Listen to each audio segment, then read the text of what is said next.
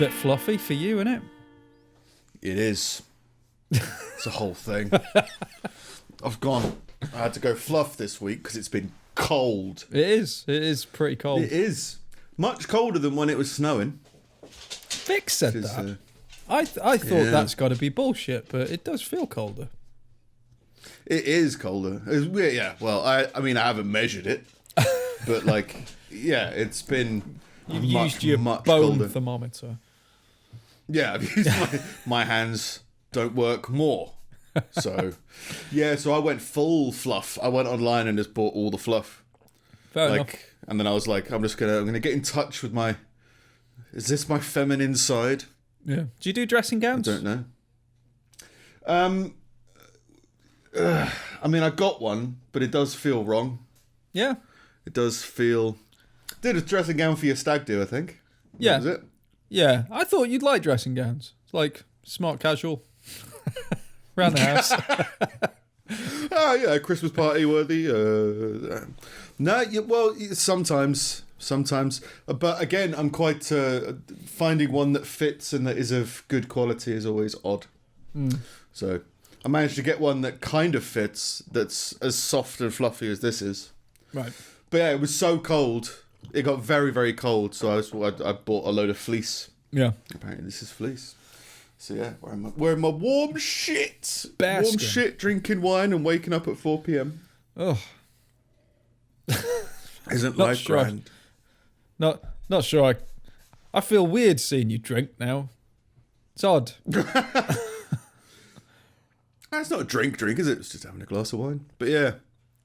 What? I was trying to think. Like, I think this whole isolation stuff has reached a new level of further length, I guess. As in, it's reached the point in the isolation now where this is when the apocalyptic messages start to like ring true. You got like, oh, the schools are closing. We're going to extend the closing of the schools, and we've stopped training doctors and nurses because can't do face-to-face training anymore. So Yeah. just slowly everything fades. Yeah. All the things that you love, we're going to push that back till September. About September seems right for the things that you love. What do people love that's being pushed back? Bongo? Or there's been speculation in the Ticketmaster? Commons that they won't be reopening pubs until September. So that's good if you want that entire industry to just die. What a weird thing to discuss in the Commons. Yeah. Oh, well, when's the pub opening up? I don't know, September? Yeah. Right, fair enough. What? Shouldn't it be open when things are safe? No, September. Yeah. All right. Guess they've got a lot on their mind to talk about. Yeah, pubs. Haven't been to a pub in a while. Haven't been to a pub for nearly a year, I guess. Yeah. Not that I was a big pub person. You didn't... Yeah. No, because even when they were last open, you weren't allowed to really see friends. So you could have gone on your own. But... Oh, yeah. Well, I think last time, I can't even remember when it was, but yeah, I went to a pub in Leeds, I think. That was my last pub. When was your last pub, Steve? Isn't it? Good banter. Yeah. Good locker room talk. It was pre-Christmas lockdown. Did I go? We might have snuck one in on the Christmas week. I can't remember. Were the pubs open? No, they weren't, were they? You snuck into one anyway. Snuck in, broke in. Yeah. No, it would have been November. Mine was like more than a year ago. Yeah. I think for a pub. For the pub. But yeah, this is episode 226. We've started it by drinking and missing socialising in pubs, I guess. We're on YouTube. If you're just listening to us, give a look at our faces and send us some hate comments. It's been cold. I've written that as a note. I had to in order to address the jumper. Yeah. Because it does feel, this is very much a sensitive jumper, I think. Well, I don't know. It's just out of character in that it's not a t-shirt. This is true. It's not a band shirt, I guess. It's just warmer. Yeah. Started to appreciate the warmth. Yeah, it's like in the summer when you wear like, I don't know, just one day you'll be feeling a bit more arrogant than normal, and you'll wear like beige trousers. Like that's weird. Mix it up. What's he planning? What's going on? Yeah, it's been a weird all week. Yeah. Sensitive jumpers and sleeping patterns are screwed again. But different. Mixing up the meds. Yeah. Mixing up the medications and the diets and the stuff like that. But at the moment, I'm sleeping during the day. You managed to get back on your prescriptions? Maybe. I got an ominous text from a hospital, which I haven't had for a while. But the chemist or the pharmacy that I went to still doesn't know what's going on. But I got a text from a hospital saying, we've sent your prescription somewhere. It's like, oh, okay. Why are you texting me? Like, is this something new? So I'm going to go pick up a surprise prescription. Yeah. Tomorrow, do you know where? Which will be fun. No. I'm just going to hunt for it. Oh, that's what I was going to hunt you for sport. But I didn't know if you'd be up for it. I thought, like, in lockdown, I don't know whether, like, either we hunt something for sport or, like, it becomes some kind of, like... I think this is what led into the aggressive Olympics. Was just, like, it would just be quite funny to... Because the streets are probably pretty quiet. Yeah. Parks may be a bit busy, but you could probably do something outside and hunt it. But then I didn't know how to film it, and then... You'd have to I suppose you'd have to maintain a distance. Or you could just follow my tracks. Yeah, there's just like packets of used Bovril just laying around. Yeah. It's been a while since anyone's hunted somebody for sport, I'm assuming. Yeah. Big game hunters and human hunters probably had to take a break during lockdown, right? Yeah, I feel like it happens somewhere. It must happen somewhere. Like, it must legitimately happen somewhere. That concept doesn't exist for no reason. As well. Yeah, and people are fucking mental. Yeah. People just reach a point where they're like, fuck it. Let's either hunt for sport or I want to be hunted for sport. Yeah, and they'll reason with it. I've got to kill something. Well, I'm just going to stay here in lockdown. Yeah. Might as well go to the Philippines and hunt Mildred. Go, Mildred, go! Yeah. I've written discus. Moving on. Yeah, no, because a while ago we were talking about like some kind of physical competition, right? Yeah. We did like a marathon. Then you were like, "Let's swim the channel." It cost like $4,000. Not in January. Yeah, so there's like no, but then I get like a discus, javelin, but like not javelin as in let's throw it over a field. I feel like javelin, dart, or spear throwing is probably more. It's got to be something that is either endurance or skill. Because if it's just sheer strength, I'm gonna lose. I don't know. Well, what? I mean, just spear throwing is probably quite skillful, isn't it? I mean, yeah, but we're both at the 0 skill level, so you'll win. Yeah. Because we're both at 0. We're both at 0, nothing. So it's just going to be down to not who can throw it better, but who can throw it further. Like, it's just going to be strength. Well, you got to spin, didn't you? Spinning skillful? I don't know. That's also a thing. You can already throw a football. That's kind of... Like, you can do the whole spin throw long time thing.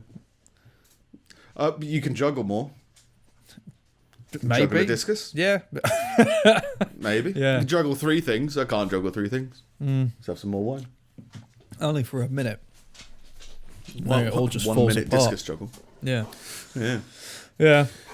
So yeah, weird old week. Yeah. Need to sort my sleeping out again. Wonder if I'm just destined to be out of sync.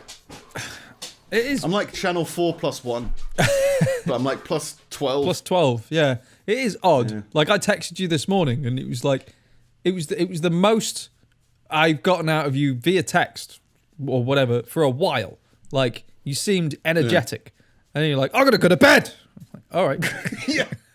Let's fuck it. Let's throw discus. That's the competition we need. Yeah. Yeah. No, yeah, I was wide awake, so I had to properly go to sleep. And then I was like, I guess I got to wake up in the afternoon now. I was going to like power through the whole day, and that never really works anymore.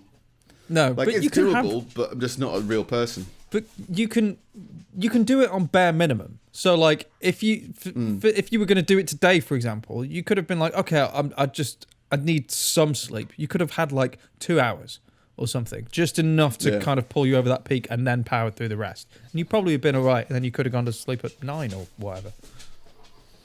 Oh, I did. Yeah, I got like 3 hours sleep, and then I couldn't find my phone with the alarm on it, so I went back to sleep. As in, my alarm went off. I couldn't find it.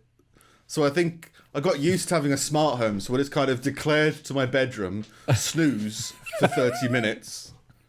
And then it didn't. I snoozed for like an hour and a half.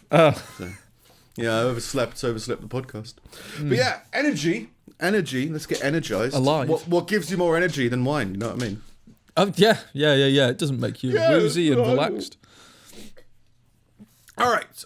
I had some cool ideas. I had a bit of a spur of creativity to do. I mean, I didn't do anything, but I had the idea, right, of doing some more filming type stuff, doing some more writing type stuff. I think that's definitely the play to make, but there's no venue really. I guess you could record stuff purely to upload to YouTube to then watch privately. Yeah. But I want to do stuff to play on the podcast again, to be honest. Right. Okay. Even if it's like short 5-7 second things. Yeah. I think that'd be quite fun. But it feels like there's a little bit of a wall with the over the internet type stuff, but people do it, I think. Yeah, I was trying to look into ways to kind of like produce this better over the internet. By better, I just mean to be able to integrate the shit that we used to, like playing sounds and stuff. Everyone's just like, oh, well, we record all the voices, and then you see we've got this audio editor that we go. It's like, I know what fucking editing is, you pricks. Like, I'm on about like live production. Like, how do you do that shit? Like this. It's all just inputs and outputs and getting things the right way around and shit. But like, there's got to be like just a simple way to set it up. I reckon there's well, I was watching the Eric Andre show again, which is just amazing. But that kind of format of that's the only format that could kind of work is to have, if it was to be kind of like a talk showy kind of thing, talking with other people. It would be much better if they were incredibly uncomfortable. It's true. You know what I mean? Like it's like I don't think I can have a serious conversation with many people. Really, it would have to be something weird or something surreal or something silly at least. Yeah. So it's like, but then just having the fun of production-y stuff of the "we'll be right back when a bear attacks." Yeah. All that kind of stuff. I think that could be kind of. There's a certain thing. There's a certain thing about being an interviewer, which is like. It's weird. I respect people that do it well, but then there's a lot of people where I'm just like I appreciate this person that you're speaking to kind of like giving me this information and everything, but like I don't like the fact that it's filtered through you and your stupid questions. Like, what makes you better than anyone else? You know what I mean? Like, fuck you, Parkinson. Well, no, like bell end with your chair. Someone like that is like. That's legitimate. Like he's someone that's kind of like proven himself in his ability to kind of bring stuff out in people. And I think these days the same goes with Rogan. But like when I see like late night hosts and stuff, I think maybe beyond Conan, like I just see a bunch of people interjecting their own opinions, their own views of the world, as opposed to kind of like bringing something out of the person that they're speaking to. I've just got no time for that. Like I don't. Yeah. That's not why I care about seeing someone interviewed. Well, I think that's a podcast, isn't it? Like I think podcasts have at least opened up people up to genuine conversations and like having because some of the best podcasts that I've listened to have been like people that I haven't really. I've been a fan of in terms, even if it's like comedy wise, but then hearing them talk for an hour and a half with somebody that they already know. About sort of a topic that they're passionate about, you go, well, this is very different than a 10-minute condensed late night performance. Yeah, and it's just I think I've just gotten fatigued from it over the last 4 years. Like, how many times have I had do we have to put up with fucking Jimmy Kimmel crying and it going viral? Like, Stop crying. I just don't care. I don't care what these people think. It's another version of being a celebrity for the sake of being a celebrity, You just started talking, and now you're famous because you speak to other famous people. Yeah. Like, that's pretty much it. Now you're crying. And now you're crying because and it's because of your fucking you've turned what used to be a show about extracting information from people that people care about into a fucking platform to talk about politics again. Like, we need a fucking another one. Promoting movies, I guess. Are movies still being made? I know Tom Cruise got into some hassle, right? Because he was like, "Stop shaking hands, you pricks." Yeah, I think that's what happened. It seems like it's like, it depends who by and where. Like, it depends what state people are in. Some shows are still coming out. A lot of them have been delayed, and then movies, like even more. It's like in 2 years' time, there'll just be nothing on at this. Well, wasn't it one of the cinemas doesn't exist anymore, or pissed off Warner Brothers or Universal? Yeah, and they were like, "Well, we're not going to play your movies anymore." Like, all right. That's kind of what we were gunning for. Fun. Like, yeah, because they were like, "We're just going to sell them ourselves." Like, this just makes everything so much easier. Yeah. Because now we don't owe you anything. Get hipster projectors. Yeah. And there probably were already projectors for hipsters, I guess. Yeah. Like, again. Kind of a writer's strike, but the globe is on strike. Everything. Like, yeah. Like, if it's not considered vital. Yeah. But like, I mean, like live music and stuff, like those people think of it as like the guys that are on stage who's like, oh, the bands will be fine, they got loads of money. It's like, well, no, a lot of them don't. A lot of them made money because like through touring alone, and they live from paycheck to paycheck from that, the same as anyone else. But like, what about the roadies? The sound guys and the lighting guys, the fucking bar staff at the venues, because those venues have, like, even when the pubs opened, they never opened. Like, there was like all those guys, like, just hundreds and thousands of people in an industry that's just, everybody's just been like, no, this isn't vital. Like, oh, my job isn't vital, my family isn't vital. Okay, we'll just go away for a while. Yeah, I guess that's the kind of the survival of the fittest, right? I mean, like, archaeologists, they're not vital, are they? Yeah. Everything that they're doing was done thousands of years ago. Yeah. Basically, they're just doing it again. Yeah. Digging up this corpse. And the reaction, the conservative reaction is the same as it always is, which is like, well, that's like, retrain, pull yourself up by your bootstraps or whatever. But it's like, that's a kind of a dumb response. Like, oh yeah, like, I mean, definitely in terms of leadership, I understand I understand do the something point. Else. Yeah, I understand the point of like, do what you need to now to survive. Like, that should always be everybody's instinct. You should not be of the attitude where you have to rely on people for handouts, because one day, like now, that person's not going to be there and you're going to be stuck, which sucks, but that's kind of how it is for everybody. So you have to be prepared to support yourself, but so you should be prepared to kind of like get a temporary job. Like, stacking shelves are just what the fuck ever. But there's only so many of those jobs going about. You can't just empty entire industries into other people's supermarkets. Can stack someone else's shelves.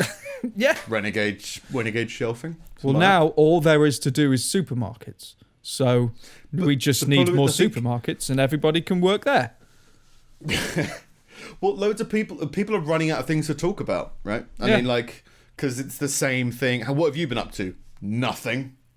Okay, let's do something else. I mean, I think I want to come up with a term for this, because I'm still trying to figure out what it is what's my character, as in, if you were to sum up my anger with people, I wonder how you would do it.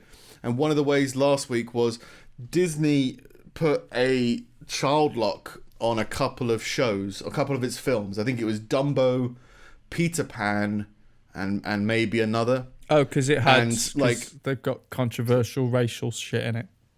Yeah, which they've had, a lot of one Disney film that was blacklisted years ago was Songs of the South. Yeah. Which was like a film that I watched a lot as a kid. I thought it was quite funny.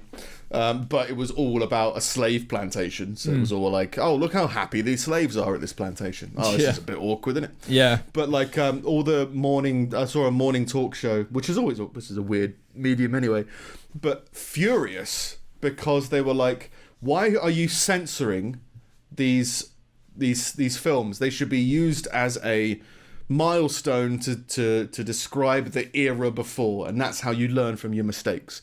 You should sit down and have a conversation with your child about why you shouldn't be using the term redskin as Peter Pan does, that kind of thing.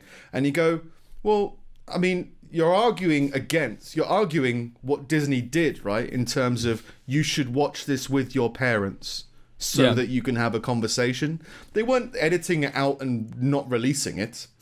It's like, no, it's released, but there's complex themes in here that need to be explored, so don't watch it on your own as a 5-year-old, because you might think that Redskins is a socially accepted term. The thing is so they were arguing like... Even all the outrage around that, the majority of people that watch that film or any of these films will whose kids want to watch it, they will just be like, hey mum, it's not working. They'll come in and be like, oh yeah, because the child lot thing, it's only Peter Pan, and then they'll just unlock it and let them watch it and then leave them alone. Like, they're not going to sit and watch it with them because someone else thinks it's racist. Like, so they're arguing against. But they're arguing to have the conversation with their kids. And as you say, I think they don't want to talk to their kids. They just want to be like, just put it on, I'll put in the code, fuck it, I'll tell my child the code. What I'm saying is that it's a very small minority saying that people should, arguing for people to have the conversation with their kids or arguing for it to be locked. Like, this conversation is only being had by a very thin slither of society. The rest of us don't care.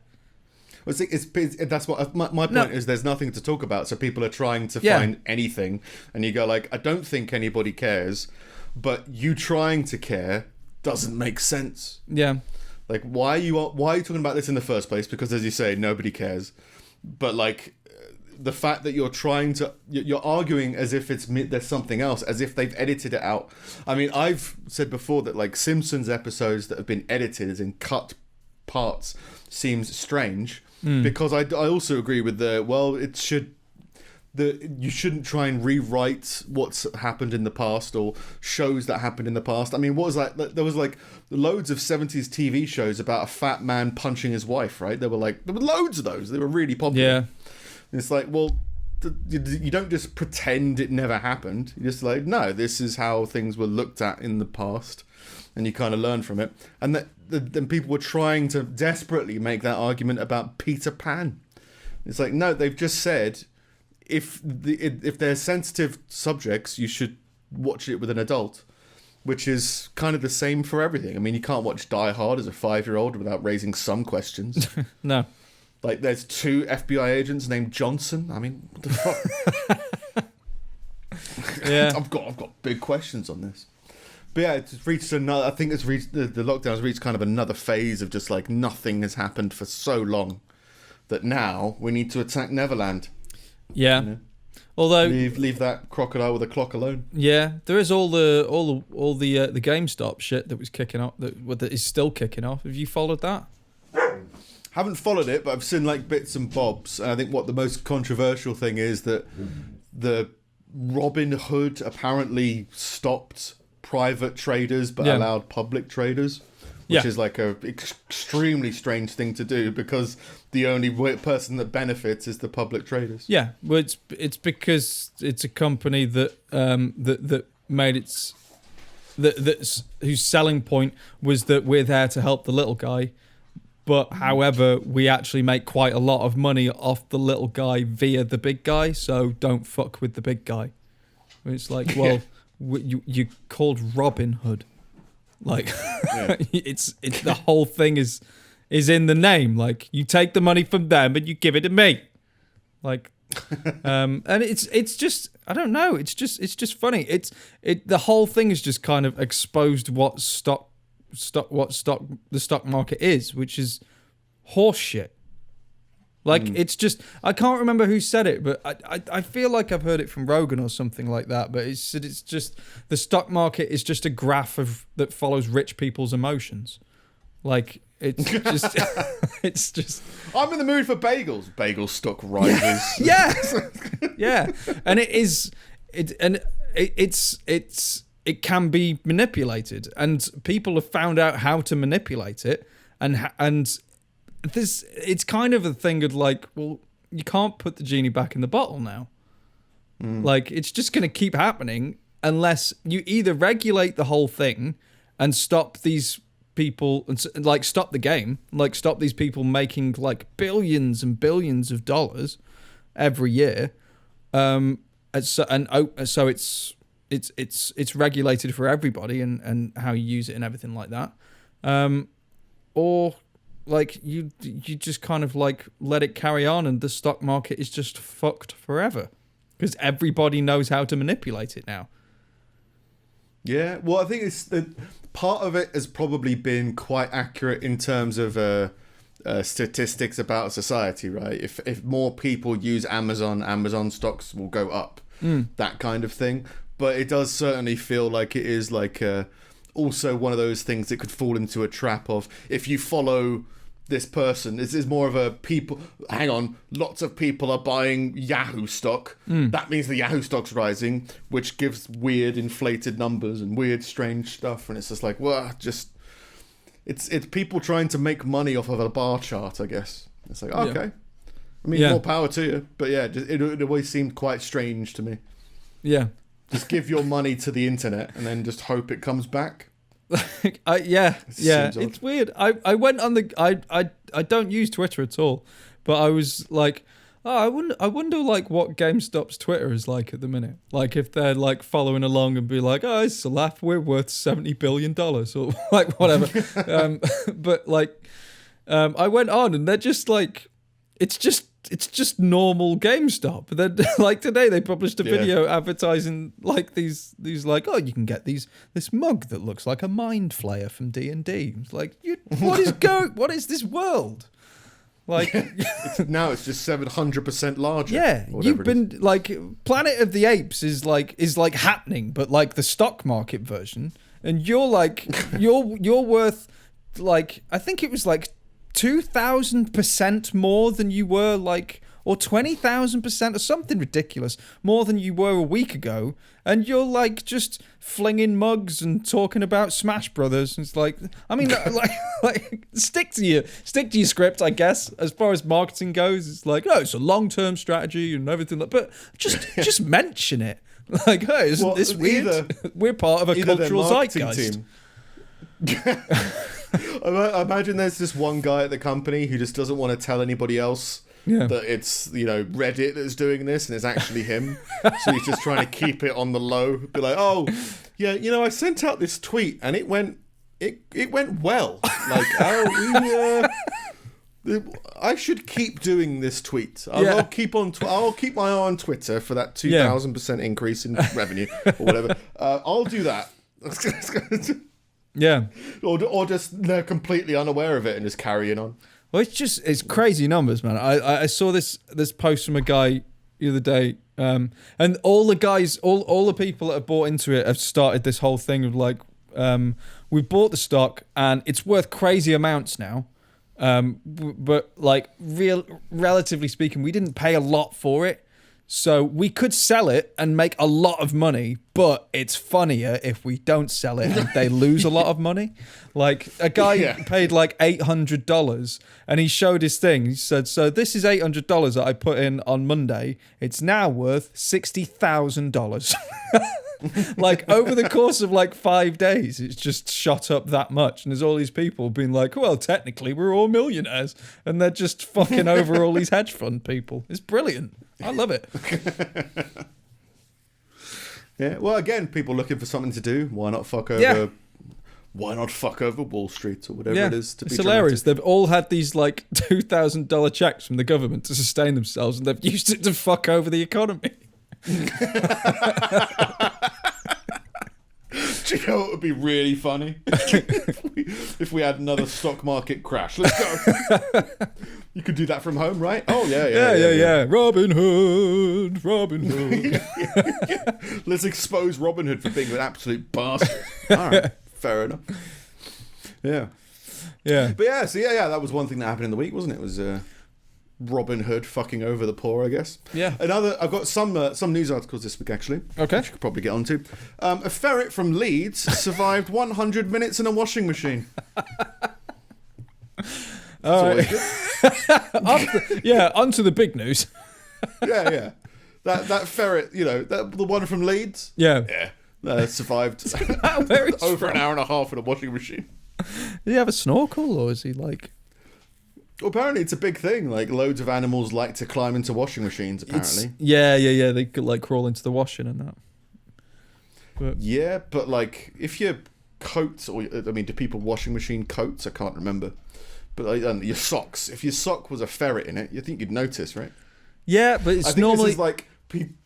people put their washing in the machine, don't turn it on, Yeah. leave the door open, and then put more in. Climb in for the comfort and the cave aspect, I guess. It's like I can get my head around it surviving like just a simple kind of simple rotations and like sloshing about. Like you can keep your head above, maybe, but like when the thing's going at like 2,000 RPM and like wringing the water out of shit, it's like how does it survive?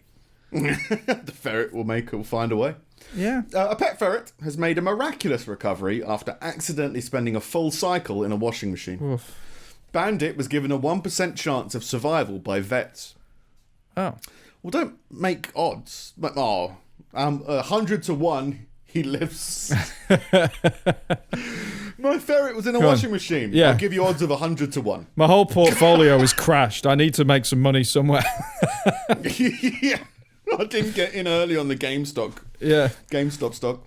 After going through a 100-minute wash, when he sneaked into his owner's machine, the 2-year-old ferret suffered a collapsed lung and bruising in the incident. Okay. Lung collapsed. Christ. I mean, they don't go into how they, treated him. I'm assuming it was like a 40-minute soft spin in a dryer or something. Yeah. Just to try and undo it. You just put him in the tumble dryer. Yeah. Yeah, that will be healthier, wouldn't it? I'd rather be washed to death than dried to death, I guess. Yeah, it seems a bit more comfortable to drown. Yeah, and a dryer's kind of got those weird fins in it, isn't it? Well, the washer's got that too. Oh, does it? I've never looked inside my washing machine. I've got a washer dryer, so the whole thing does the same. You've gone everything for the old Toyota Prius hybrid washing machine. I've gone for the old, I haven't got space for 2 massive things, so I'll just have one massive thing. Oh, but you put your boiler in a cupboard. No. It's not in a cupboard. Didn't you? It's just on the wall. I thought it was in a cupboard. Put a curtain around it. Thought you were building a... Oh, you curtained it off. Not a cupboard, though, is it? Oh, well, I'm sorry. I haven't been around your house for like Semantics. A year. So, curtains aren't cupboards. It's true. New episode title. Yeah, but a curtain implies shame, doesn't it? You've shamed your cupboard. Modesty, I think. Shame. People put those weird curtains around hospital beds because they don't want to look at them. Not because they want people to keep their modesty. People put curtains in front of their windows because they're ashamed of their house. They're ashamed of the outside world. Yeah. They're drawing the curtains on the outside world. Oh. I'm starting to feel. Well, I think I said it a while ago about you instead of being an audience of the world, you start to try and become a character in the world. Yeah. Like when I went to my dentist and went into a whole spiel about how I've been gargling vinegar to try and help, and just trying to 100% take it seriously. It's starting to make sense of all the craziness in the world is just people messing with people. Yeah. And just being 100% committed. I just think that's the way to go. It's the way to go. So yeah, just try and do that. And I think, how did I get onto that from being ashamed of the outside world? Maybe that's why people went out and did it. Anyway, this ferret survived a washing machine. It was from Leeds. That's important. Yeah. On to some lighter news. Northern. Poland is enforcing total abortion. A ban on total abortion. That's a key word. Total, but half abortions, fine. Half abortions, partial abortion, kind of depends. Yeah, but yeah, near total abortion ban, so that they're banning all abortions pretty much. I don't think they say which ones they're not, But Poland is going full of. I find this strange because it's really, really, really simple to me. But other people seem to be quite sensitive about abortion, I guess. But I guess that's upbringing, isn't it? Maybe. I guess if you're told your whole life that abortion is murdering a baby, then you're going to have some weird, controversial. Well, look, you have some strong views about the whole thing. Yeah. But I mean, if something's inside your body, I think you should kind of be able to kill it, regardless of what it is. Yeah. It's your It's your not even your property. It's your physical being, I guess, isn't it? Yeah, yeah. I mean, I can understand the complications of it, but like I've always been pro-choice, and I can't see that changing. Well, I think it's more just compartmentalization, I guess, because it's like I've never knowingly been the victim of an abortion. No, been the financer of an abortion. No, I've never encountered an abortion. I'll put it that way. As in, I've never had I've never knowingly had somebody have an abortion due to me. But I know that if I was ever in that situation, it would be a life-affecting event. Yeah. Like, whether it was the right thing to do or not, whether it was an accident or not, whether it was what I desired or not, it would be a life-changing event, because it is like, oh, my whole life could have changed. Something, there's a fork in the time in your timeline. Yeah. Right? So it's a big thing to get your head around. But, I mean, it's out of it should be out of your control, that kind of thing. So it's people trying to give me the baby inside of you. All right. Seems a bit intense. Yeah, it's difficult. Like, you ever been aborted? No, not recently. No. I'm definitely 100% pro-choice, but I can understand I can understand the kind of life argument as far as trying to figure out where life begins, and you being like, well, you have every right to do whatever you want as long as it doesn't harm anyone else. It's like, well, what point does that thing become another person? Like, for me, like, that's... but just to abort people, you know what I mean? Yeah. Like, I totally get the figuring out where life begins, but I kind of go, well, it's interesting to ponder over it, but as far as I'm concerned, it's in my fucking body, so leave me alone. Exactly. If a 32-year-old was squatting in your lower intestine... Yeah. You have a right to get rid of that person, I think. Yeah, you can kick anyone out of your house, whoever you want. I guess it's an ownership thing, isn't it? It's because I said, I've never been in a situation, but I think it would be life-changing in terms of if you were in a happy relationship trying for a baby and your partner unknowingly got an abortion, that would complicate your relationship. Yeah. Right? Because it's like, well, that's a horrible situation to be in. You need to figure out there's a miscommunication somewhere. But you just go like, well, yeah, but it's still, your baby wasn't going to change the world. It's not going to, it's a human life, sure, but human life is not the most important thing in the world. No. I mean, Quavers might come out with a new flavour. Yeah. That's just it. Like, I think I don't put that much value on people, if that makes sense. Like, in the grand scheme of things, we are just another thing in the universe. Like, I don't put like much of a value on sentience. Like, a rock could fall on me from the sky tomorrow and kill me, and it's really not changed the world. And the same goes with with anybody. But at the same time, I find it weird that anti-abortion people are made out to be monsters. It's like, surely that's exactly what they're not, right? Like, there are... Well, that's the Louis C.K. thing, isn't it? Is they think they're killing babies. Yeah, well, so that's just it. Stop killing babies. Yeah. Like, from our perspective, their argument is flawed, but like, they're definitely not monsters. Like, they're pretty much the exact opposite of that. But it's just like, well, you have to polarize people, otherwise people might start to agree with them, and we can't have that. I was like, no, you kind of need to explore every facet of the argument. But the part that I agree with them with, and I can understand them with, is that I find it difficult to reconcile that their taxes are going to pay for other people's abortions if it's publicly funded. Like, why why should their tax money be go towards something that they fundamentally and morally find abhorrent? Yeah, but like fans of Logan's Run don't get upset that like your taxes go to feed like old folks' homes. What? Case closed. I should have been a lawyer. You can't. My point in that is you can't pick and choose what medical support people get. You give taxes to medical support. True, but most issues with taxes are cut and dry. You can't have a moral problem with fixing the roads. Like, it's just environment. You know what I mean? Like more cars on the road means we're all going to die sooner. I shouldn't do that. Stop fixing the roads. Yeah. I know it's a ridiculous example, but like it does. There is a thing of like, well, if you're forcing people to pay for something that they morally disagree with, I think I guess my perspective on that is, well, that's going to be the case with everything anyway. Taxes are just kind of it goes for the majority of people, not for your greater good. Yeah. This guy's like, well, if we're funding medical research, you don't get to decide what medical research your tax dollars go on. But that's the thing. Like, then it is complicated because it's like, well, do you you can't have a form that the government sends around saying you want to opt out of abortions. Like, I mean, that's weird. And the only thing that you're gonna do is force kids that people can't afford on families that then can't afford to get abortions.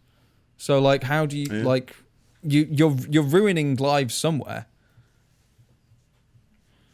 Good news. Yeah. How did we get to this? I thought it was parents, wasn't it? Poland. Poland's all abortions. New anti-government protests broke out in Polish cities Wednesday, shortly after the country's top court confirmed its highly divisive ruling that will further tighten the predominantly Catholic nation's strict anti-abortion law. So yeah, it seems strange coming from the UK, where I've never encountered, England. I've never encountered like a massive pro versus anti-abortion protests or arguments. I know like Ireland or Northern Ireland has had a lot of issues with that for like a long time. Yeah, but I've never really encountered it in the UK, so it's just something that's quite alien. But it just does feel like, to be honest, it feels like hipsters. It feels like there's abortion hipsters. It just feels like everyone knows it's a potentially controversial argument, so everybody's jumping on it for the controversy. They're just looking for, they want to change the world, so they're going to start arguing against babies or for babies. Yeah. And it's just like, for me, it just feels like, yes, it's an incredibly dramatic event and is life-changing, but grow the fuck up or don't grow the fuck up, depending on where you land on, abort your growing up. In other news, lighter news from abortion. A driver went supermarket shopping in a second-hand ambulance with the emergency lights flashing, police have said. It's a weird crime, isn't it? Yeah, like I went to Aldi. I was always told that like they're not allowed to, that you're not allowed to turn the lights on unless there's like an issue. Yeah, you're not even allowed to put your siren on after a certain time. Keep things quiet. Yeah, noise sirens pollution. there as the long ambulance if there's traffic. Yeah, well, I think it goes in more detail. The ambulance was reportedly carrying a family when it arrived at Asda in Manchester on Wednesday. They then went inside to do their shopping, the police tweeted. The ambulance was seized and a man was later charged with a range of driving offences. The 32-year-old was charged with driving while disqualified, without a licence, without insurance, and using a vehicle with unauthorised lights. Where the fuck did he get an ambulance from? Yeah, he just found it. Took his family to Asda. Oh, Asda's closing in 2 hours. Pop the siren on, Karen. Yeah. Quick to Asda. He also faces a charge of failing to appear at court at an earlier date. I like to think he was just late because he didn't have an ambulance with sirens. Yeah. So, yeah, don't steal ambulances and go to Asda. No. Pretty sound advice, I think. Yeah. I mean, kind of makes sense. Yeah, it's fair enough. I think I was tempted to get a black cab when I was a kid. That was going to be my first car. There was a period where you could buy second-hand black cab cars. So, that felt quirky. Well, I think you can Probably still be one of buy. those quirky people. You can buy old police cars and ambulances and stuff, but they have to be decommissioned. So you have to take all. They have to take all the shit off them. Decommissioned feels like the thing they do at that policeman's funeral where they shoot the sky. Yeah. So it's like you decommission a car by burying it and firing at the sky. Why are they firing at the sky? Take the lights and the sirens and shit off it. Oh, that's stupid. I thought you could just turn them off. What? You know, the lights don't work anymore, but it's still on there. That would look pretty cool. Or maybe you could just take the bulbs out. Yeah, and then every now and then it's like a policeman comes around and checks your bulbs. Like, Yeah. I think the fire department came around and asked if I had a smoke alarm. Yeah. Yeah. Maybe they wanted to decommission my fire. I don't know. Otherwise, in other news, don't take an ambulance to Asda. Activists are at Euston Station and they've tunnelled underneath London. You know about this? No. It's all about HS2. I forget what it stands for. Yeah. But it's high like speed. a high-speed train or something, isn't it? To go from Manchester to London, in half an hour or something. Well, it already takes... How long is it from Manchester? It's like an hour, isn't it? Mm. They're a fast train, so they want a faster train. Maybe to Scotland, who knows? Yeah. But for it to be quicker. And, bailiffs are evicting people from Euston Square Gardens camp after protesters dug a tunnel that is 100 feet long. 4 people are inside the tunnel, which took months to dig. The National Eviction Team said there was a danger of it collapsing and putting lives in danger. Right. Number 1, there's a National Eviction Team. Yeah. A team of nationalists evicting people on a national scale. Feels like a cool job. I wonder if that was on monster.com. Are you tired of people being inside places? Yeah. Become part of the National Eviction Team. Yeah. But yeah, so activists of, I know there's always been things about, like, people in tents outside buildings protesting things. Oh, but people chaining themselves to fences and shit.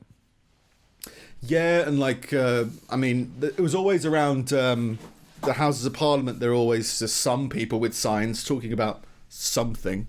Yeah. I don't know. It must be a big deal. It must be a big deal to people because people put a lot of effort into that kind of thing. Mm. But they kind of get filtered into the white noise of random city living. It's like, I don't remember what any of them were talking about.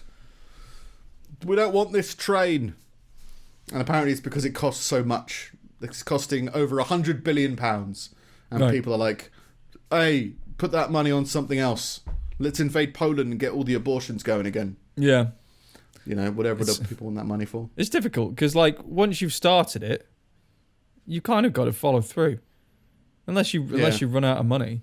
But the trouble with HS2 is that it was plowing through countryside and businesses, and I don't know, it's evicting various species of newt and all of this shit. Yeah. But the technology was outdated not long after they started, but we've just got to keep going with it now. Yeah, I guess if you make the plan, you start a project, you can't just stop whenever tech improves. Yeah, you have to finish it and then upgrade it, I guess. Yeah, but then I've always said, if somebody wanted to evict me from my house for whatever reason because a train was going to go through it, I think I would resist. I'm not sure whether I'd dig a tunnel under Euston Station. I just stand outside my house with a baseball bat. Yeah. Well, and just be like, just wait for the train to come to me. There's that motorway that goes out of Manchester up top, and as you head north, probably towards Leeds and Yorkshire and that, you come across a house just in the middle of the motorway. Mm. The lanes split around it, and they built an underpass for him to get out and everything like that. But that was a guy that was asked to leave, and they offered to buy his house, and he was just like, no. So now they built a motorway around his house. Yeah, it's a good transport connection. It's cool, man, and it's people are like, oh, but can you imagine the noise and everything like that? It's like, well, it's probably all soundproofed and conditioned and all of that shit, and they likely would have had to pay for that, and Like, it's not like he's ever going to have any trouble selling it because there'll be someone who's been like, oh, that's sick. Like, just a house in the middle of the motorway. Oh, that sounds like the best. Well, it's like buying a landmark at this point. Yeah. But I guess, so I think I would fight against, I would protest in my own way about wanting to be evicted from your own house. 'Cause it's like, no, this is my house, go fuck yourself. Yeah. But like, it kind of does feel like, well, if you don't want, it's a question of resisting change, I guess. Like, if it's going through a field and that, you need to make compensations, you need to work around it. But if you don't want any countryside to ever be built on again, you're going to have a hard time. So where do you draw that line? And they've just really dug in. They've dug in 100 feet under Euston Station, and people apparently they're at risk of drowning because they haven't got proper drainage, which makes sense. They're just random people. Yeah. Random people who I'm assuming have a lot of free time during the day because they're protesting here 24/7. Yeah. So like, they're not going to know necessarily about drainage and how to properly structurally sound a tunnel. Mine shaft. This is Chief Engineer Phil. He's done a bit of gardening, built a few planters, and we think he's gonna go first, and we'll see how it goes. They've already experienced one collapse at least, and water ingress, which I guess is a kind of congress for the elemental water overlords or something. The unlawful activists appear to have put themselves in danger of a further tunnel collapse and potentially intercepting gas pipes, leading to risk of suffocation, flooding and drowning. They've left out exploding. I feel like exploding's a thing. Because they're just digging into the road, I'm assuming, or like there was like one patch of green with a tree in it near Euston Station, and they've just dug a society inside it. Like the mole people. Well, like the thing I find weird about it is like, I mean, you've spent obviously a hell of a lot of time in London. I've spent considerably less time in London, but like I've been around there like a fair few times. Like there's no part of London where I feel like I'm not being seen or not being watched. Like it's as in like it's very. There are a lot of pigeons in London. As in it's not a place where you can really hide unless you're kind of like hiding amongst the people. Just because there's so many people, how do you get together with friends and dig a tunnel only 100 feet away from Euston Station? Yeah. Well, I guess just blankets, windbreakers. Just slowly without anybody being like, slowly what dig. Are you doing? Can you stop digging a mine shaft, please? Would you mind? Trying to get to work. Yeah. Activists have called the tunnel Kelvin and was dug under Euston Square Gardens as their best defence against being evicted. They said the HS2 is the most expensive, wasteful and destructive project in UK history. It's probably right. In UK history. I mean, money's gotten more expensive. Back that up. Like, I'm pretty sure the war was more expensive. Well, I was thinking about that, but I don't know whether it did cost £100 billion. The war? I guess. Yeah, I don't know. We've only just finished paying it off. Or we had a loan for it or something. Yeah. We're thinking about starting a war. We're looking for investors. If you could donate on Patreon. Yeah, the debt from that, we only recently finished paying it off. Within the past 10 years, I think. What do you get when you pay it off? You get your first fruit hamper or first something. chip. Like no 1 year sober from war from World War II loss. You've paid it off. There's just some guy. It's that guy who lived in the middle of the motorway. He loaned the country the money. They've rewarded him with his very own motorway. Yeah. And a very, very stressed dog. Whenever he goes out to take that dog for a walk, it's intense. I mean, he doesn't like cars. But yeah, no, I don't know what the figure was, but yeah, because that was my go-to was like, well, probably there were other things that were more expensive. I suppose it's whether you class the war as a project. I'd say. Yeah, it's definitely more wasteful because, like, I'd say it's more wasteful, more destructive. Well, I guess wasteful would imply it was a wasted objective, which I guess it wasn't. I guess. No, but destructive, I'd say, yeah, probably more destructive than a train was, previous genocides. Not quite as wars destructive as the Blitz. Fire of London, maybe? I don't know. Yeah. It's set to irreparably damage 108 ancient woodlands and 693 wildlife sites. Right. It's nothing to, turn your nose at. It's obviously going to do damage. It's definitely, it's definitely one of those things. Figure out a way to fix it. It's definitely serious, and it's been going on for years, and they've been saying it's a problem for years. The trouble is at this point is that, again, they've taken it so far that it's like they kind of got to follow through. It's like, otherwise, we've just scarred the earth for nothing. Well, plus, it's just there's so many jobs involved in it now. Like, if they're like stop the project, there'd be thousands and thousands of people just suddenly out of work. But the thing is, a lot of things take time, and technology changes in that period. I mean, they dug a tunnel from England to France. I'm pretty sure that took more than a couple of months. Yeah. Right? So it's like, well, technology is going to change then. That doesn't mean you start again whenever there's a software update to tunnel drones or whatever they used. Yeah. You got to, but well, this is where we are, so we need to just do it with what we have and plan it out and sort it. And yeah, things will change, but that's kind of the deal. Time moves forward, I'm afraid. Yeah. Yeah, you've got to do something.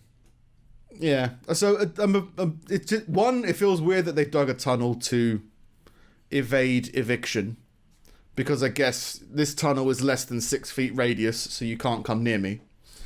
Or just like it's too dangerous for other people to come in and evict you. Yeah. Just good old digging of a tunnel. It's very 7-year-old, I think. Do you ever dig a tunnel? No, I dug a hole. I don't think I dug like a tunnel, but I dug a lot of holes. Yeah. Used to like digging holes. Particularly at the beach. People used to build sandcastles. I used to just dig holes. What are you doing, Steve? I'm having a great time. Yeah. Pretty soon the tide's going to come in and all this will be over. Up to my neck in fun. If you want to protest, don't dig a tunnel because you might drown. Yeah. It seems the moral from that story. Yeah. In other news, Paris police have broke COVID curfew at a Macarena party. A whole party dedicated to the Macarena. Yeah. Fucking hell. It's already that was like the 90s, disappointing enough when it interrupts 5 minutes of the evening, let alone the whole fucking evening. People love a dance. They love a dance. I don't mind a dance. Just the fucking Macarena. Why is there obsession with shit that with songs and dances and stuff that are like 20, 30, 40 years old? What's the point? I guess at one point it was really cool. It must have been like that and that Saturday night. Everything that used to be. That's the shit thing, is that steps. You had school discos, and the music that we were listening to at school discos was also 20 years old. Yeah. But like I went to was in like a government building recently, and I've realized they all listen to the radio. Like, and all the radio plays is kind of songs from shit. 20. It's like retail as well, though, isn't it? I'm surprised that there's not more people listening to their own playlists inside their own businesses. Because I'd rather listen to somebody rock out to Led Zeppelin while they're I don't know, doing something governmental than someone playing some kind of generic crap on the radio from today. No, when I was doing the Tim Allen stuff, like they were. They had like company guidelines as to what radio stations to play, and we used to just put like Planet Rock on or like fucking whatever else, and then like other times, you Bluetooth your own shit to it and play something heavier, and people would come in and be like, "Oh, this is good." Like it's like what you listen to, like, because they're so used to just hearing the same old accessible, boring shite. Yeah, it's more Macarena. Yeah. Like, let's put something else on. But that's like a large with loads of people. Like I'm talking like, say you went to a lawyer's office and you went into his office and he was playing the radio. You'd be like, why are you playing the radio? This is your office. Listen to whatever the fuck you want. Yeah. But there's the weird percentage of the world, I think, that just does not do music. Like, they don't invest in music in any way. They don't listen to particular music. They just put the radio on, and that's what they do. Yeah.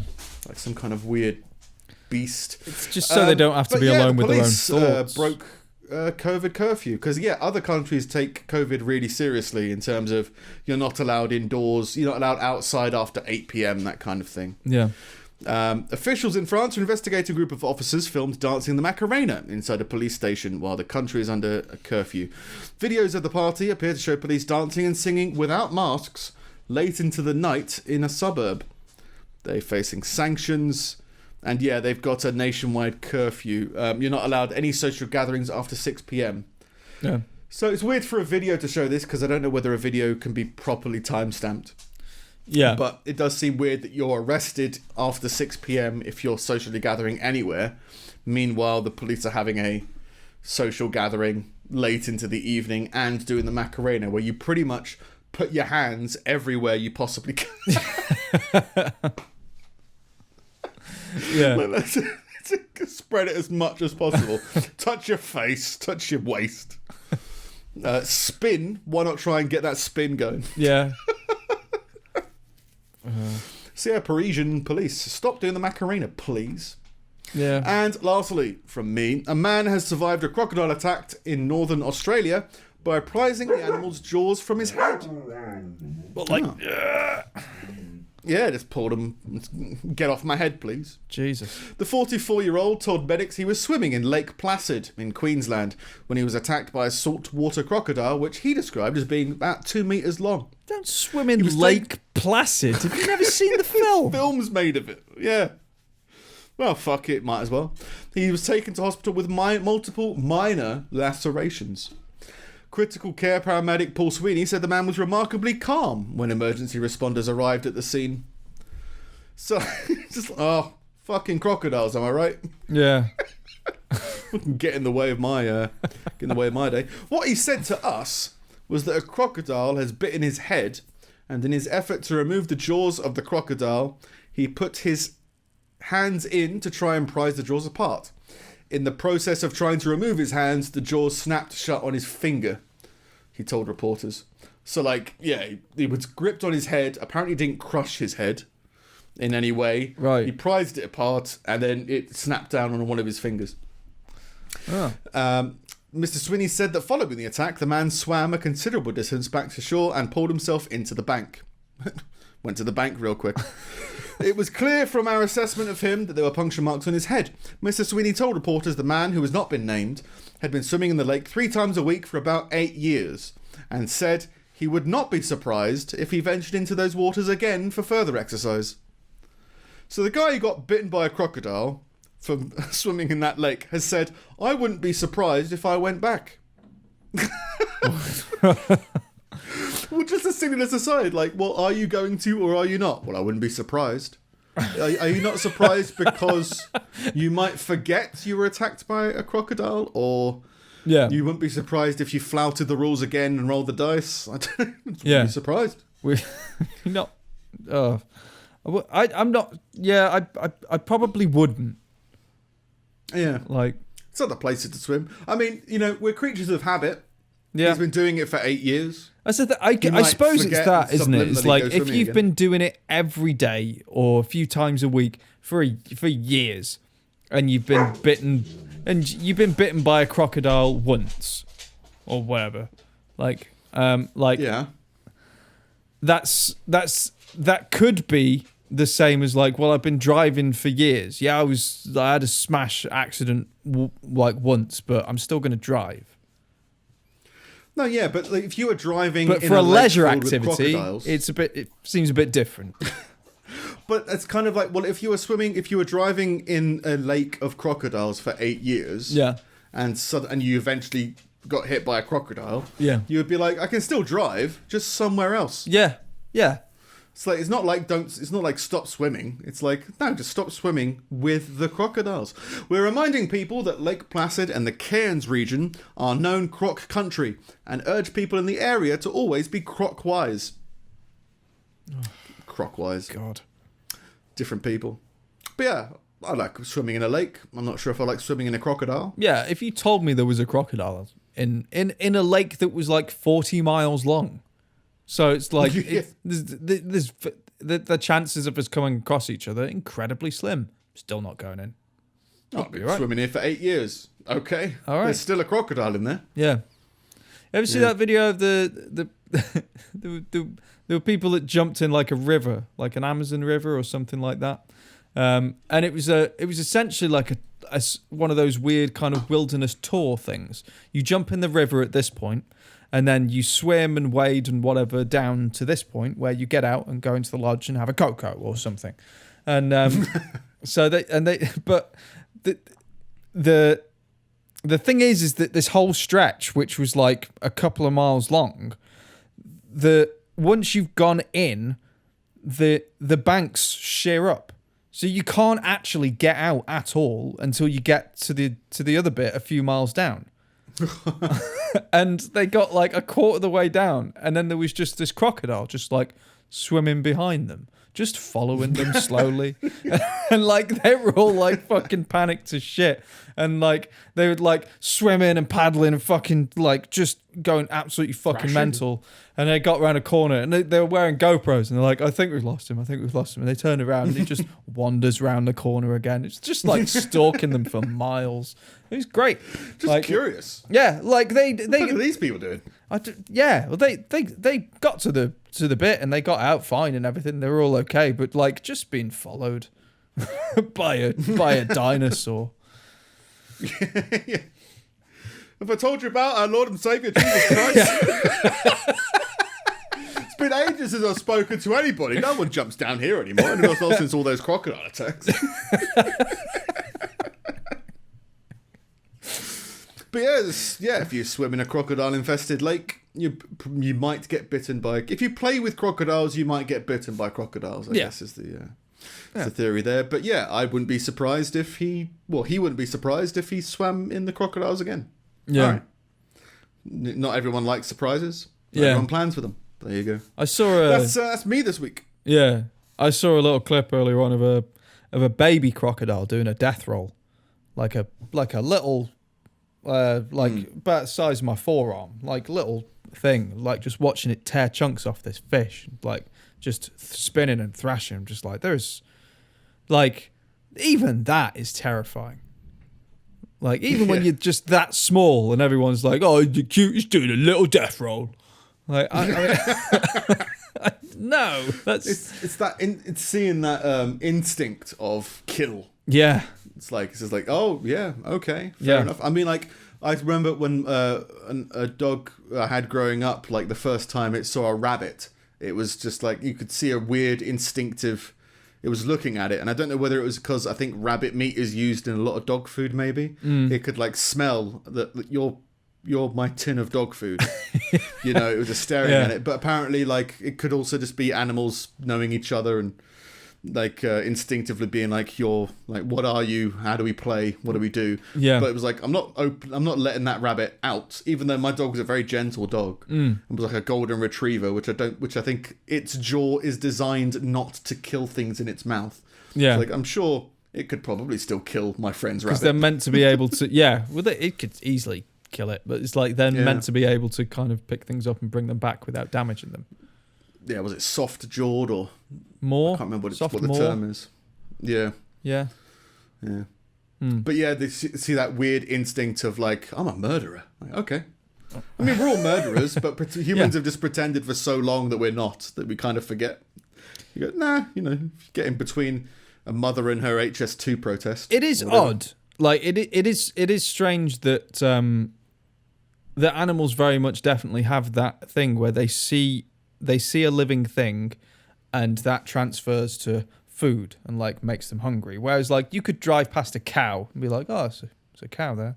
And it wouldn't translate to you at all. It wouldn't like make your stomach rumble or anything. Like it'd just be like, there's a definite disconnect, I think, with modern society of like, well, that's the animal but it's the meat that actually makes me feel hungry. Maybe, but I reckon as well we're just not very hungry. Like when you put it into context. Yeah. We've evolved to a point where we kind of don't eat for survival, we eat for pleasure. So we kind of relaxed and separated it that way. Yeah. If you were starving and you saw a cow, I think you might be like, yeah, I'm hungrier now that I've seen that cow. I think I'm going to eat that cow. I'm going to do something about it. Yeah. Same about like Jaffa cakes and shit like that. I think food does still affect us, but yeah, I guess what you're saying is like, yeah, animals don't affect us as much because we've separated it, I guess. Yeah. Yeah. I mean, if you see like a ham hock, is it ham hock? Ham hock is like a leg, isn't it? Yes. Sort of like chopped up ham hock. Yeah. I don't know. If you saw a leg of lamb, I think your day would change. If you were hungry and you saw a leg of lamb, you'd probably go mental. Yeah. Yeah, I could probably see that. Mm. Lamb. Just sheep babies, please. I want sheep babies. Oh, apparently, like it's Roasted like sheep it's babies. not. They don't. I don't know why it's called lamb. But well, no. It's because it is technically lamb. Like it is technically like immature. But if you were to see them when they're in this immature phase, they just look like sheep. And apparently, the difference between lamb and sheep, like that thing, puberty or whatever, involves them shedding their teeth, but like all at once, like. Oh, it's mutton now. Yeah. They suddenly go from lamb to mutton. They just have one massive puberty sneeze. Yeah, and all their teeth all fall their out. teeth fall out. They grow new teeth that have already come in, and now suddenly they're too old. And all of their organic material just becomes a little bit tougher. Yeah. Yeah. Yeah. Anyway, an ice cream in China is tested positive for coronavirus. What flavour would you like? Pistachio, COVID, mint chocolate chip? Yeah. It's unclear how COVID-19 could have found its way into the batch of frozen dairy products, but University of Leeds virologist Stephen Griffin says that the baffling turn of events was likely a one-off and the virus may have still been present in the ice cream's fat due to its cold storage temperature. He said, "We probably don't need to panic that every bit of ice cream is suddenly going to be contaminated with coronavirus." Which is... Yeah, it's probably just a promotional campaign. Yeah. You know, that one-off flavour. Ben and Jerry's and COVID. Self-isolation vanilla. Yeah. But I don't know what made them test an ice cream. Fuck it, why not? You know, like people using pregnancy tests in the wrong way. They probably did the same thing for COVID tests. This will be a laugh. Positive. oh God. No. Test the peas. Test the peas. Have you ever had an ice cream birthday cake? No, never had ice cream cake. Neither have I. No, it's been on media for a long time. Maybe it is just a big American thing. I think it's an American I've thing. never encountered it in the UK. I've had chocolate gatto, but that's not ice cream. I remember when we were kids and they'd try and palm off like Black Forest gatto as though it was something good. It's like, this is weird. Blackberry chocolate cake. I don't get it. Yeah. Get your fruit out of my cake, mate. Yeah, I want to be in a forest. Eton mess. Oh, it's just meringue with shit on it. Oh, okay. Yeah. People go mental for it. I quite like Eton mess. But then like I didn't understand Rocky Road until I met Vix, and she absolutely loves it. And we found a place local that actually makes like really nice stuff. It's like it's marshmallows and chocolate and biscuit and and Maltesers and shit. It's like I don't get it, but it's amazing. Not a fan of marshmallow. No. It's not something I lust after, but I'll have it if it's there. What do you lust after? I've Karamak. I like Karamak is a sensual word. Karamak is like the language of the gods. I imagine like some kind of Greek god of lust would come down and they would be called Karamak. Yeah. Yeah, I do love Karamak. For years it wasn't here. Like for when I was a kid, I had a Karamak Easter egg, and I remember it. And then I had my because my sister didn't like it, and I had hers as well. So I had two of these things, and it was the only taste of Karamak I'd ever had. And then I didn't see it anywhere ever again for like 10 years. And then suddenly Karamak became this sacred kind of thing. Like I must and must find the like the hunt for the maxi bonds. Yeah, this is true. And it's really nice. I do still really like it. It is unusual, but I think sacred is. It depends on the day. Sometimes I like something like quite heavy, like a Snickers or something. Other times it's a bueno kind of day. A bueno? Yeah, I like a bueno because but I quite like Nutella, like that whole kind of like chocolate hazelnutty kind of creamy kind of thing. I'm a big fan of hazelnuts, but only the actual hazelnuts. I've never really liked the flavourings of hazelnut. No. I'm kind of convinced that a Twix has got peanut butter flavouring in it somewhere. I love a Twix. And I think the older I've got, the more I've liked simpler things. Like, I don't think people appreciate simpler than a Twix. Well, like no. Yeah, like Twix like, is the simple thing. There, I think that people need to appreciate a blue ribbon more than they do. Like it seems very simple. Northern Kit Kat, isn't it? It seems very simple, but I really like it. However, I grew up with like Tonics caramel bars, and people fucking love those, and I don't quite get them. Never heard of them. Tonics. They make the tea cakes. You know marshmallow. You don't like them, but like they're like little chocolate domes filled with marshmallow and biscuit, like a wagon wheel that's been blown up. Yeah. I had a penguin bar the other day. I haven't had that for a while. Yeah, they're pretty good. You bite a corner off each end and then drink the tea through it. Yeah. But yeah, penguin cakes were a mistake, I think. Nice to see the bars back out. Oh, the cake bars. But Brexit, right? Yeah. Brexit. Yeah. Mini rolls? Up for a mini roll? Yeah, kind of. Yeah. I'm not really a cake person, though. No. I'd just rather have a couple of spoonfuls of sugar. Yeah, I don't know. It's been in the past few years I've suddenly developed like a weird kind of sweet tooth. Like I've always thought of myself as more of a savoury person. Like I'd lust after pork pies and Scotch eggs and sausage rolls and shit like that. A hot sausage roll, sure. Amazing. Cold sausage roll is fine, but a hot sausage roll is the shit. Yeah. Pork and apple. I've gone as more well. for pairings recently. More for pairings. Yeah. Something to go with something else.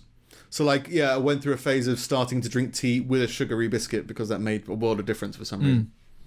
I would never really have tea and biscuits, but then you have tea with a branded nice biscuit. Nice biscuits, just powdered sugar. Oh, like on a actually biscuit. Nice biscuit, not like that biscuit's nice. Or shortbread or something like that. It's a nice. I'm a sucker for hobnobs. Blend. I always I'm not allowed them. Like I can't because I cannot have one.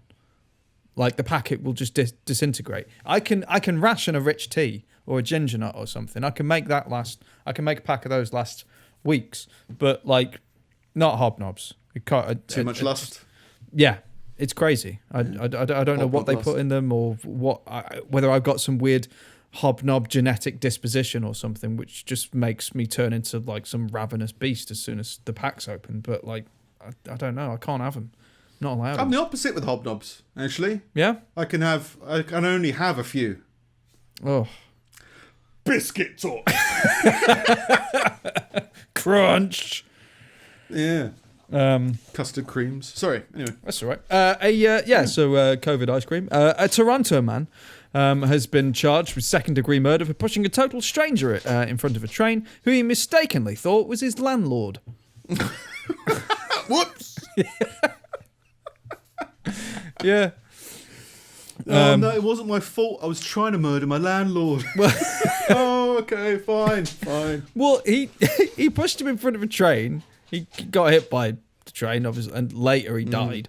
The guy then left the station, and then amidst all this panic and everything like that, bumped into his landlord.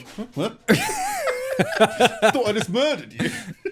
Well, I guess he must have gotten a closer look at it. You'd think you'd look at the guy a bit closer before you killed him, but but just shoved him from behind in front of the tracks, just like a rash move. The landlord had evicted him, apparently. Landlord. So he evicted him from existence. Yeah. Anyway, he went away. He came back later on, and there were police and firemen around and that, like, because the whole place had been closed off because someone had died. And And just went up to the fireman and he was just like, it was me. I killed that guy. I thought he was my landlord. And he said, I feel like such a fool. Yeah. He said, I murdered him. I freaked out and pushed him on the subway.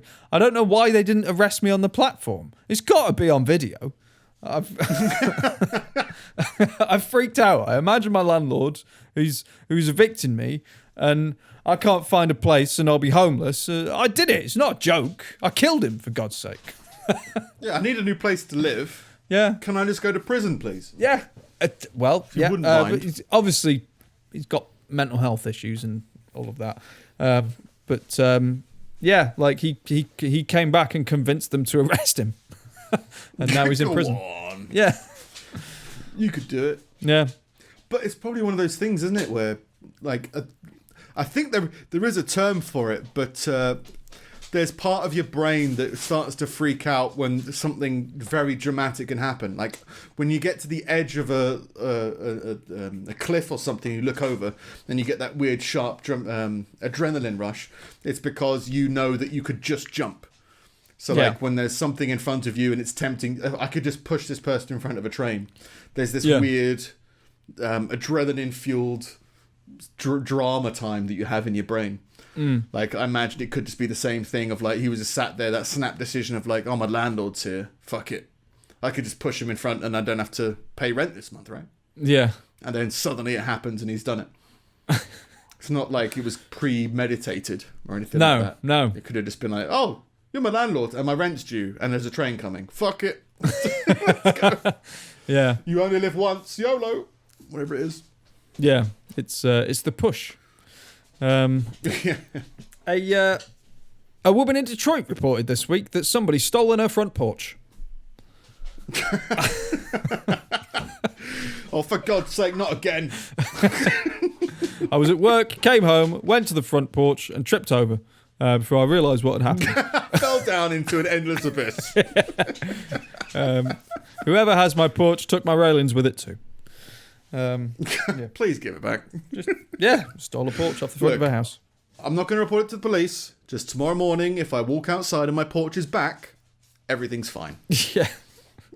Times are tough in Detroit, I guess. Yeah. How do you fit a porch in a pawn shop? Like, to sell it afterwards. Just to try and sell a porch to somebody. I'd have to assume like it's a wooden porch. I'd have to assume that they've just broken up for like firewood or something like that. Like they won't have used that. Yeah. It's made for the house. We've sold your porch for scrap. Yeah. All right. Fine. In other news, Oklahoma State Representative Justin Humphrey signed legislation into effect this week for an official Bigfoot hunting season, effective from November. Oh my God. Like, don't find him and talk to him. Hunt him for sport. That's how we started the podcast, right? Jesus Christ. Yeah. Get a whole country on it. Hunting. Yeah, it's the exact same laws around it and everything that function for like actual hunting, like deer hunting or anything like that. You go to the place. Like a tag. Yeah, you go to the place. They issue you a Bigfoot hunting license. Because there's too much Bigfoot in the area. He said so, right? He said it's one is too much. It's a tourist attraction kind of thing. You go with your family, you get a license to kill Bigfoot, and then you go out into the wilderness. It's like a parallel universe, Harry and the Hendersons. Yeah. You go with your family, you adopt one, and then you slowly murder it. There's a family of Bigfoot somewhere in Oklahoma. Be like, the purge is coming. Like just a couple of days a year, all these families of like mothers and fathers and kids, and like just descend with guns and shooting at things they see in the woods that look like people. Yeah, kill it. Yeah, yeah. I guess it's the same as Loch Ness, isn't it? People go mental over that. Yeah, I'm not sure if there's a Loch Ness hunting season. Yeah, but like maybe there's a fate. Bigfoot never really interested me. So it's like it's kind of like a person if a person was a bear. Like, I quite like just bears. It's just a homeless guy in the woods. Yeah. Leave him alone. Just stop talking about his feet. I guess maybe. I mean, why do you make up? There's a Carl Kinane joke that I find quite funny that I think sums it up. Is like, he understands white privilege, and he thinks he has white privilege because he's afraid of ghosts. So, like, he's so privileged that he spends his spare time worrying about the undead because his life is so good. So, like, if you were in... Because this is, like, Oregon and Seattle, isn't it? It's the Pacific Northwest for Bigfoot. Yeah. So it's like... Well, this is Oklahoma. I guess life was so good, but you're surrounded by so much forest. You're like, what if there's a man-bear pig out there somewhere? You know, I guess just worrying about something like that rather than a massive amount of serial killers in America. Yeah. What if he's charming? Fall in love with him and do things. Yeah, never got Bigfoot. No, it never really interested me. I did catch Harry and the Hendersons a few times when I was a kid. It used to be on Channel 4 in the morning, I think. Yeah. Anyway, Bigfoot hunting season. And finally, a student in Montreal currently partaking in Zoom classes tried to find his tutor's email online only to find his obituary instead. I really should email the professor about that paper that I'm struggling with. Oh, he's dead. Okay. So, well, how do you work? A seance? So the guy died like 2 years ago, but the university, taking advantage of like people working from home and over Zoom, took his pre-recorded lectures and just streamed them to the students.